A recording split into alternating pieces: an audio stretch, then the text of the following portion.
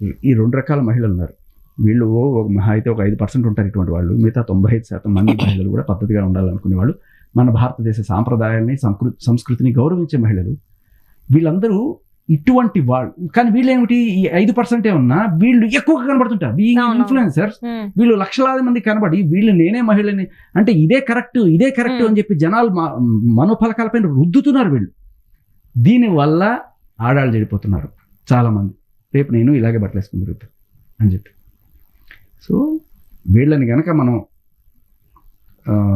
సరైన చర్యలు తీసుకోకపోతే ఒక జనరేషన్ నాశనం అయిపోతుంది. ఇక్కడ శివాజీ అన్న మాట పిల్లి పెసరంతా, వీళ్ళు చేసే డ్యామేజ్ కొండంత. ఎవరైతే అంటే ఇటువంటి పద్ధతిగా ఉండండి అనే మాటలు చెప్పారంటే చచ్చారే మా చేతిలో. అంటే కంప్లీట్గా మంచి మాటలు చెప్పడానికి ఏ రకమైన ఇది ముందుకు రాకూడదు. ఇలా వాళ్ళు గట్టి గేమ్ ఆడుతున్నారు. వీళ్ళకి ఏంటంటే మెయిన్ దందా బంద్ అయిపోతుంది. అందాలను అమ్ముకోవడమే ఒక వృత్తిలాగా పెట్టుకొని చేస్తున్నారు.